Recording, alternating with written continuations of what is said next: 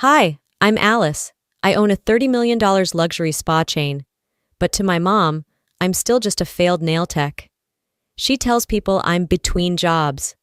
She set up a nail salon interview for me, and at my parents' anniversary party, I wasn't even allowed to speak.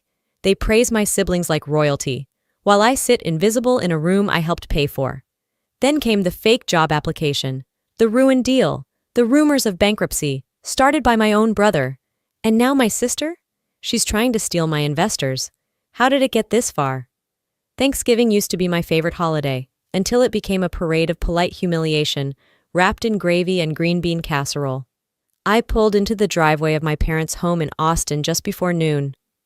The house hadn't changed since I left for Arizona a decade ago.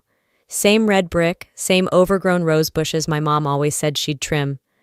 I sat in my Genesis for a minute, fingers curled tight around the steering wheel.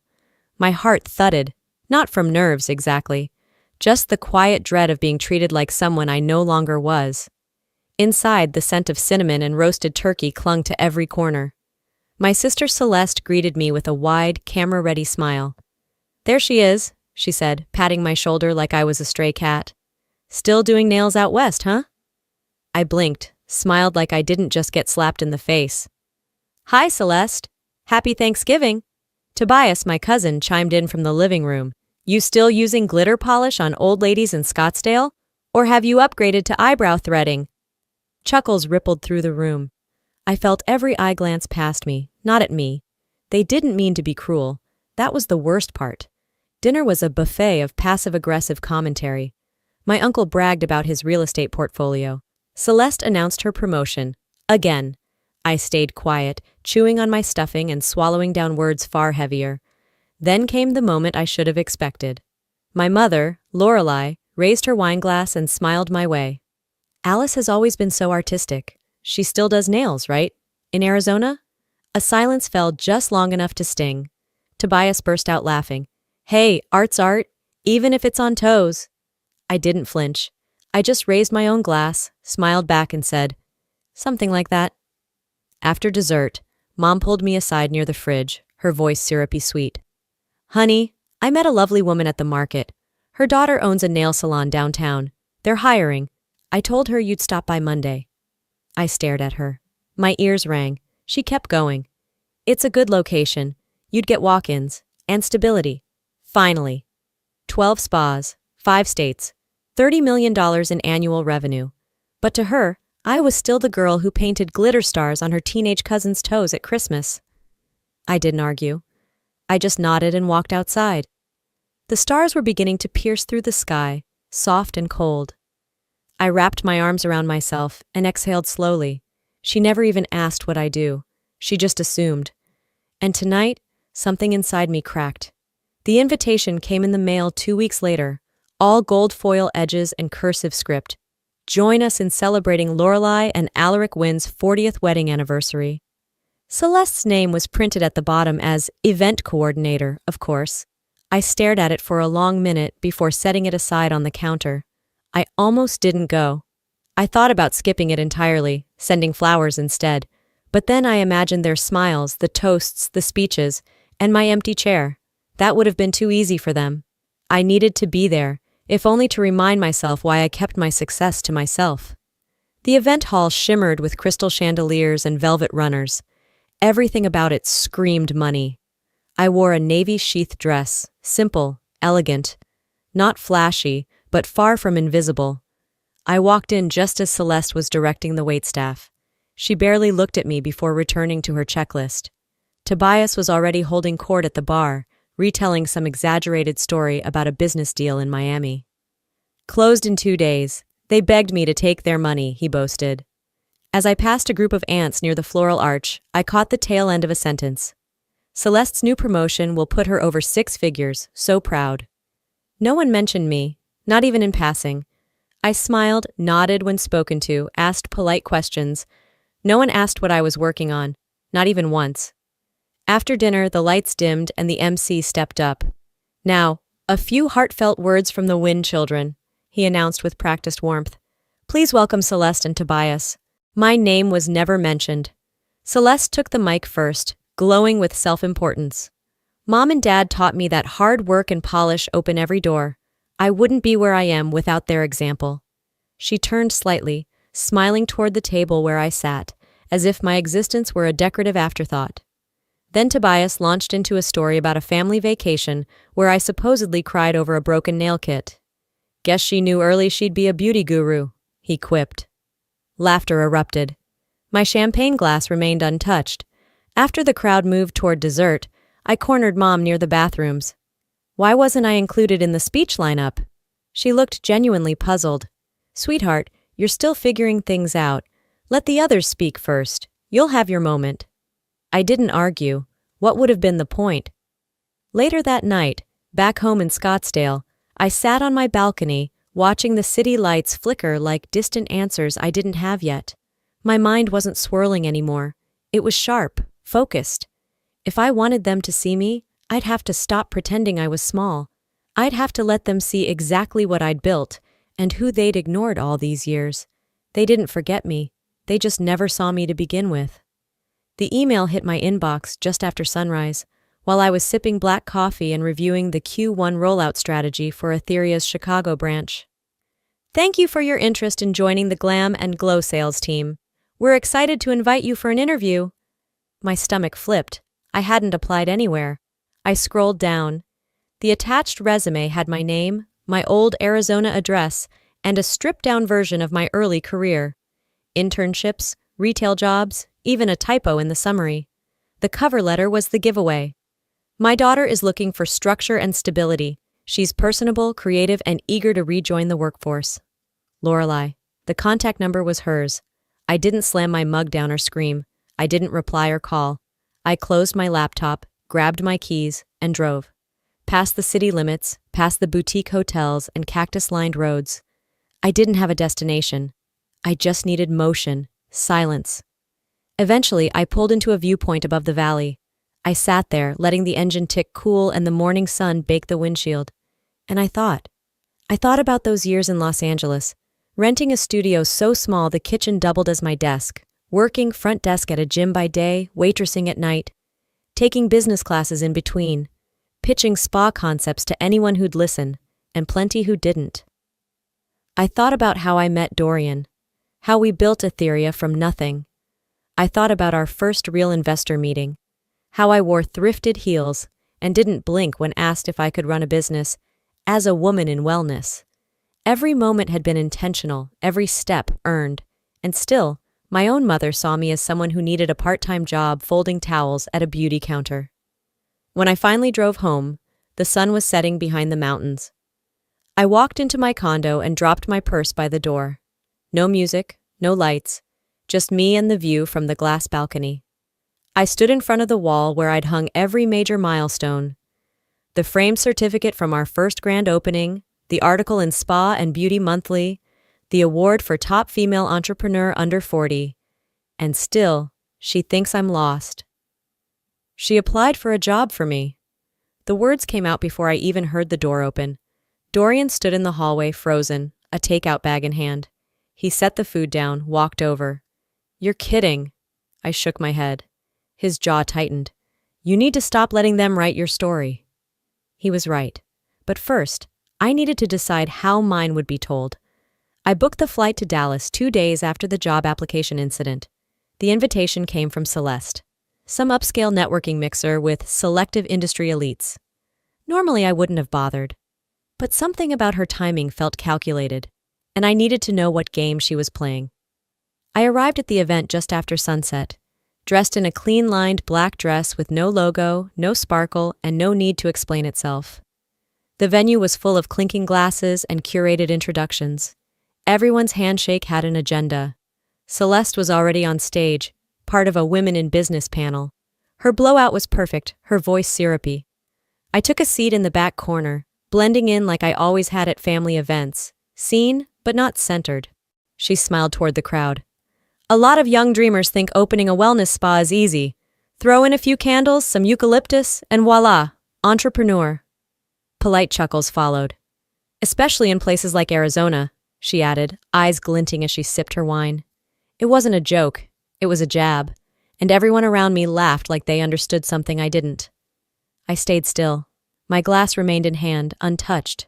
My fingers curled around the stem just enough to steady the fury crawling up my spine.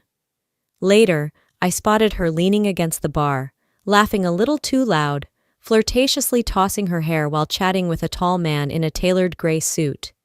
She didn't recognize him. She didn't realize she was speaking to Dorian. I watched from a distance as she leaned in. Do you know much about spa logistics? I'm thinking of starting something similar. Just, cleaner, classier. Dorian's smile was unreadable. He nodded, let her ramble about branding issues, and those amateur spots that confuse polish with profit. She didn't stop talking. She didn't ask questions. She had no idea he was the COO of the very company she was subtly degrading. When he walked back to me, he passed a champagne flute into my hand. She's clueless, he whispered. She thinks she's the smartest one in the room. I nodded, lips tight. Good, let her think that. Because now, the wheels were turning. By the time we left the venue, we had a plan. Etherea's New York expansion would go public next month, with press coverage, a luxury campaign, and full executive exposure. If Celeste wanted to play businesswoman, she'd better prepare for a front-row seat to what a real empire looked like. She just declared war. And I'm ready to show her exactly who she picked to fight with. I was back at Etheria HQ, standing in the center of the glass-walled war room, when Dorian rushed in with his phone still pressed to his ear. Greg pulled out, he said, eyes wide. He's walking away from the resort contract. I blinked. What? He said something changed, something personal. Dorian's voice dropped. Call him. I locked myself in my office and dialed Greg's number. He picked up on the second ring, his tone awkward, too cheerful. Alice, hey, look, I didn't want to make things complicated. Your mom reached out after Thanksgiving. She mentioned you were between jobs, freelancing a bit. I didn't want to add pressure. I closed my eyes, pressing a hand to my chest like I could keep my ribs from cracking open. Between jobs? Yeah, I thought she'd know best, Greg muttered. She said you needed space. Greg, I run a company with over 200 employees. Silence. I'm sorry, he said. I truly thought. I know, I cut in. Thanks for your time. I hung up and stared at the city beyond my office window. $7 million. Gone. Just like that. Because my mother couldn't utter the words, my daughter is a CEO. The next morning I got in my car and drove. 8 hours, no stops. When I walked into her kitchen, she was slicing fruit like nothing had happened. You talked to Greg? I asked quietly. She looked up, surprised but not guilty. Yes, lovely man. Why? You told him I was unemployed. I didn't say unemployed. I said you were freelancing. I didn't want to put pressure on you. You cost me $7 million, she scoffed. Oh, Alice, you always exaggerate. I was just being honest. You jump around so much. I never know what exactly you do. I exhaled through my nose, steady. I build empires, Mom. Quietly, because you never bothered to ask. She didn't flinch. She didn't apologize. That was the worst part. I walked to the door, keys already in hand. If you can't see me for who I am, maybe I stop showing up altogether. She called my name, but I didn't turn back. Back in Scottsdale, I opened my phone, scrolled to her contact, and pressed block. You want silence? Here it is. I let them talk over me for years, but if they keep pushing, I'll make sure they finally hear me. The silence I gave her wasn't a punishment. It was a boundary, a long overdue line drawn in stone. 3 mornings later, I was back on her doorstep. No warning, no smile. Just the sound of my heels on her porch and the door opening like it always did. Like I still belonged. She blinked in surprise, tightening her robe. Alice? I stepped inside, straight to the kitchen table, and pulled out a chair. My voice was even. 12 locations, 5 states, over 300 employees, annual valuation just past $30 million. She didn't sit. She stood there, arms folded, like the truth was something impolite. I continued. We've been featured in Forbes, Vogue Wellness, and Business Today. I've spoken at 3 national conferences, and the only reason you didn't know is because you never cared to ask. Celeste appeared at the hallway, barefoot and eavesdropping. That's cute, she smirked. You memorized your LinkedIn bio. Then Tobias walked in, finishing a banana like he owned the floor. Fake numbers don't impress real businessmen, Alice. I stared at him, deadpan. I've done more in 10 years than you'll manage in your lifetime. But by all means, keep flapping your gums. Lorelei finally sat, her eyes wide but her lips shut. Keep doubting me, I said, standing now. It'll make watching what's next a lot more satisfying. I left before anyone could respond. No drama, no grand exit, just precision. 2 days later, Dorian dropped a name into my office like a warning. Marcus Adler. I froze. Investor? Used to be. Said Tobias told him you were bankrupt. Said you lost everything in crypto, your company's a front, and you're under investigation. I didn't even blink. I opened my laptop, forwarded every screenshot my network had already collected, group texts, LinkedIn DMs, even a voicemail. I attached them to a formal legal letter and addressed it to Tobias's hedge fund's legal department. Subject line, defamation. First and only warning. I copied HR for good measure. A few hours later, my LinkedIn profile lit up with unusual traffic. Recruiters, reporters, even wellness bloggers. I didn't panic. I smiled. They're poking the bear, I whispered, and I'm done playing nice. If they want war, they better be ready for the woman they've spent a decade underestimating. The notification hit at 5:12 a.m. A text from one of my PR team. You'll want to see this before it spreads further. Attached was a blog post from a mid-tier wellness site. Nothing mainstream, but fast-growing. Headline: The Polished Lie. One insider's account of Etheria spas. It read like a manifesto from someone with a vendetta. Claims that I never earned my credentials, that my staff were underpaid, that our leadership was style over substance.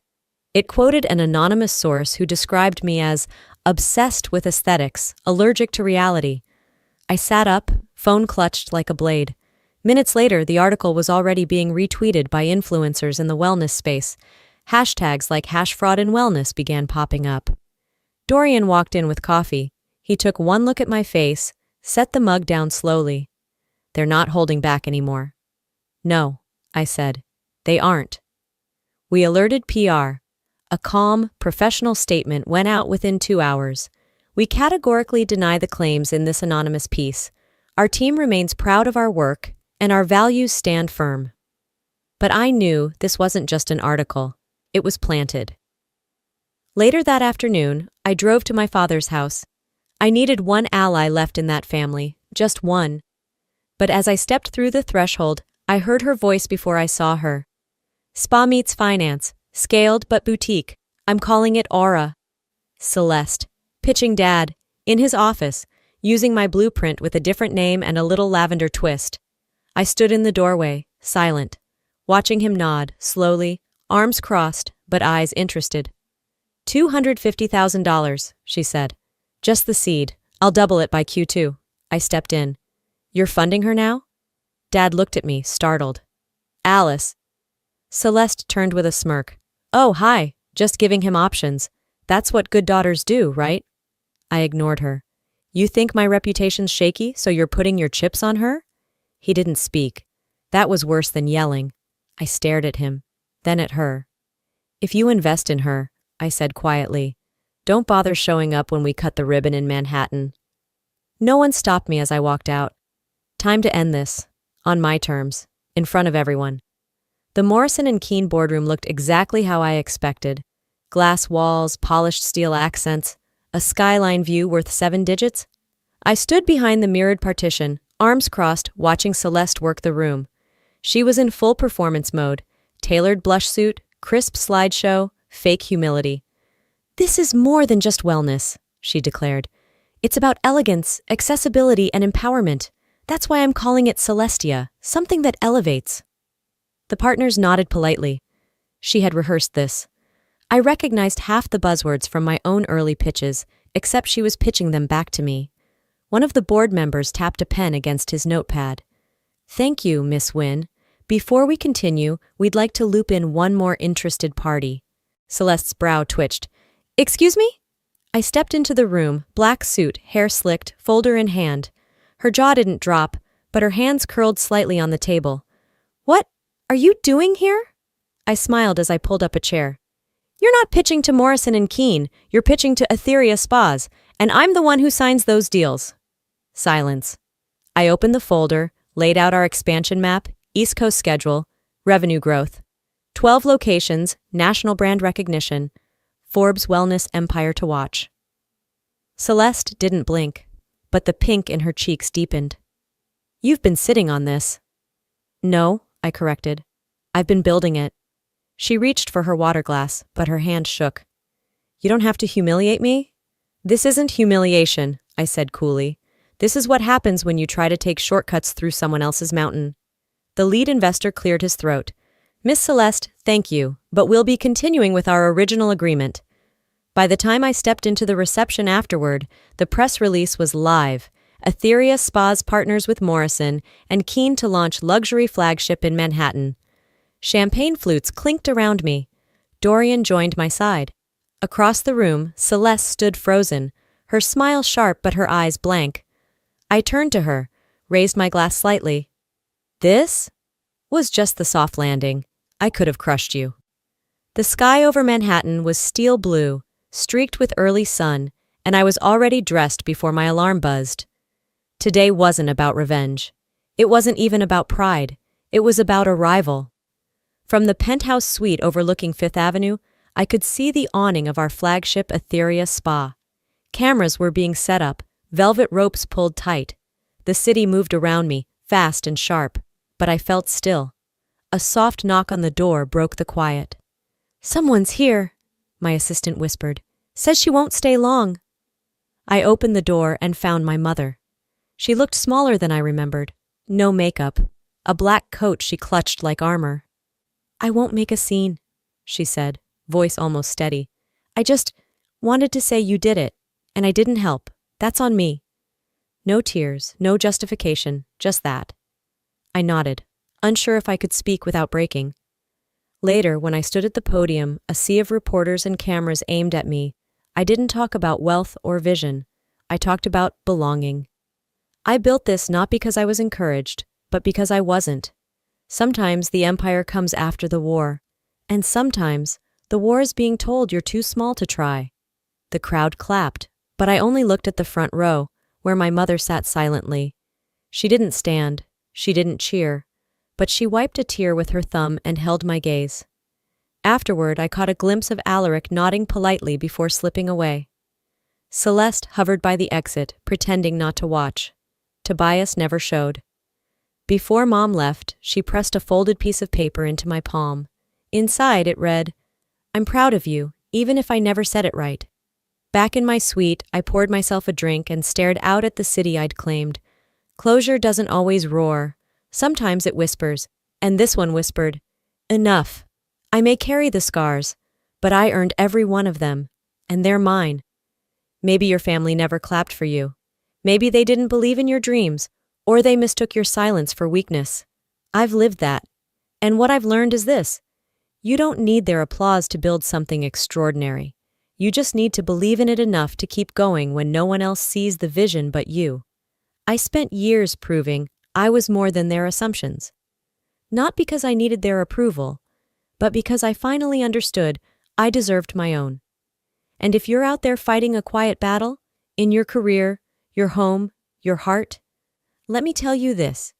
You don't owe anyone your silence just to keep the peace. Speak, build, be seen, and now I want to hear from you. Have you ever felt invisible in your own family? What would you say if you finally had the mic?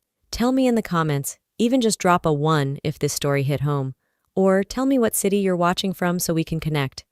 And if it didn't resonate, that's okay too. Let me know why and what kind of stories do speak to you. I read every comment, and your voice matters here. If this video moved you even a little, please tap that subscribe button so you don't miss the next story. There's more to tell, and I'd love for you to be here when we do.